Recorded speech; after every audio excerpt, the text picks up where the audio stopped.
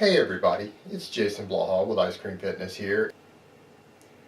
And today I just want to share a little bit of my personal experience from my training session today, and when it comes to motivation and why it can be important for you to have a deep understanding of why you train, what your goals are, and why you want to achieve those goals, why they matter to you. But hold on, let me give you guys a bicep shot first.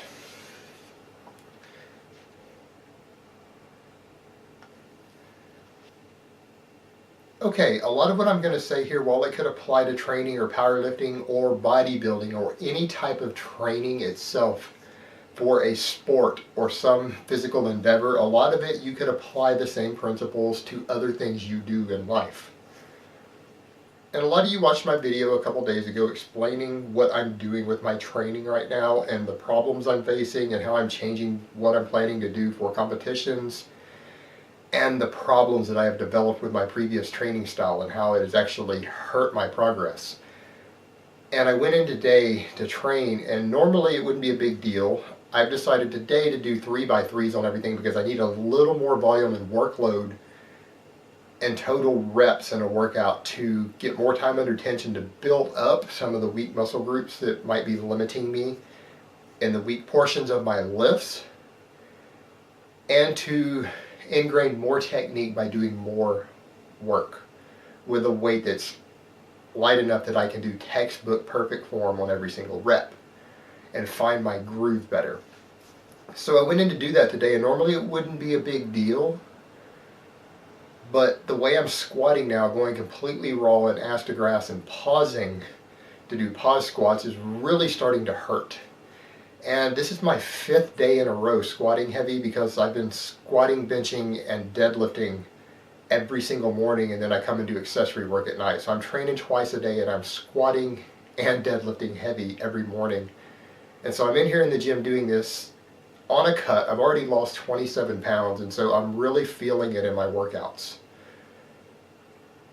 And my benching went just fine, no problems with the benching, and I went to start doing my pause squats, and I did that first heavy triple, and my thighs were throbbing, my hips were throbbing, my glutes were throbbing when I finished it. And I stepped back and asked myself, it's 6:15 in the fucking morning, why am I in here doing this?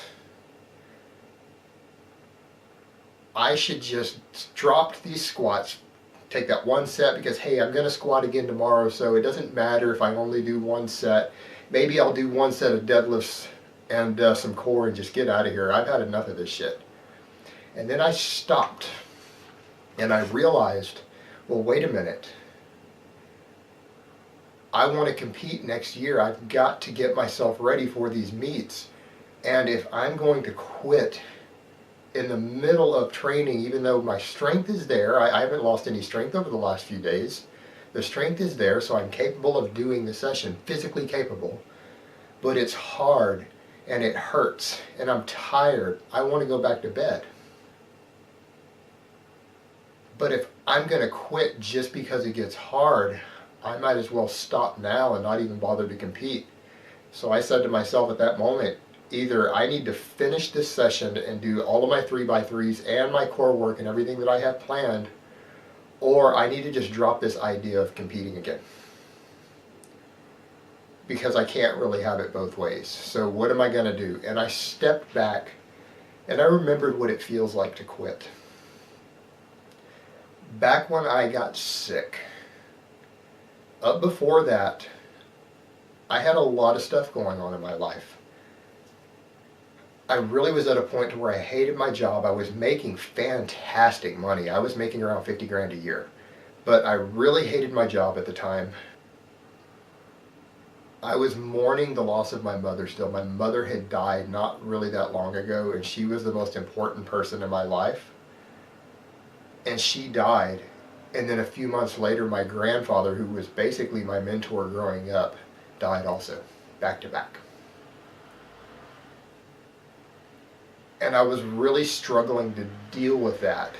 And at the same time, my first marriage was completely falling apart. We had discussed separating a couple of times. I didn't even know she was having an affair until after we separated later. which I found out when I was sick and in bed.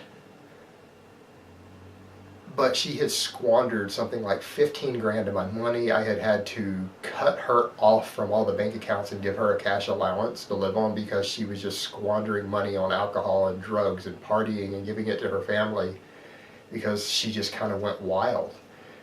And I didn't really know what to do about it at the time. And normally I probably would have sorted that out faster, but I had so much going on with my work at the time and dealing with the loss of my two closest family members and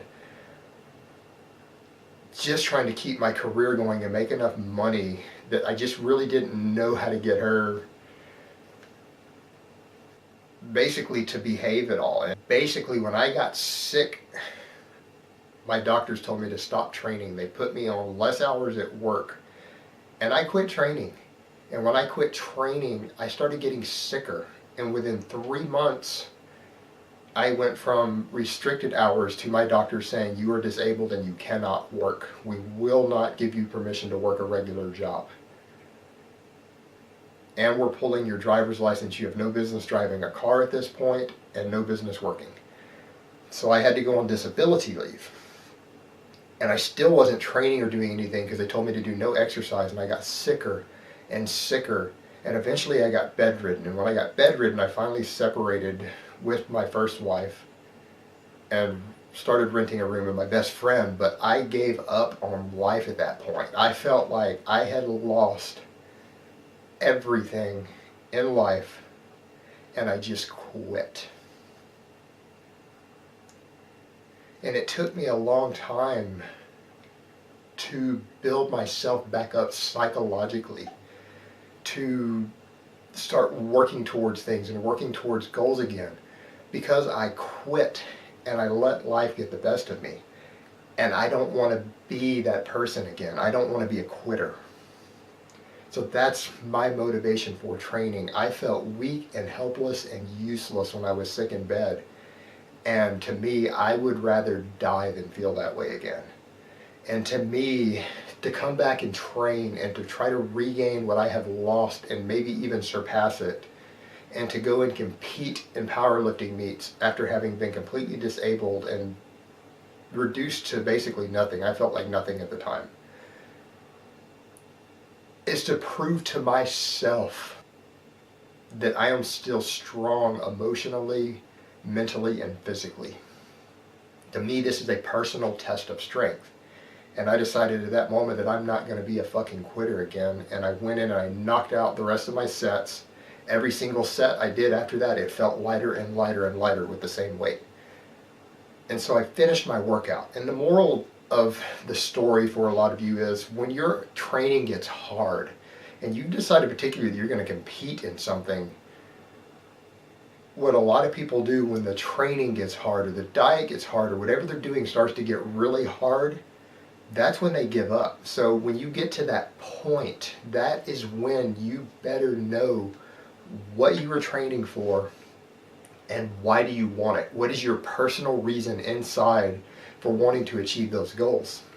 And it's something you really need to sit down and think through, because if not, when this gets hard, and I don't care if you're just trying to lose weight because you're obese, or you want to do physique competitions or bodybuilding competitions or powerlifting, or you just want to be, as Z's put it, a shredded sick cunt, or whatever your reason is for training, you need to understand what your personal motivation is for that. Because if you do not, then when it gets hard, you very well might quit. So sit down and explore that. And I would invite all of you to do that, to just sit down and think about it and explore why you do what you do.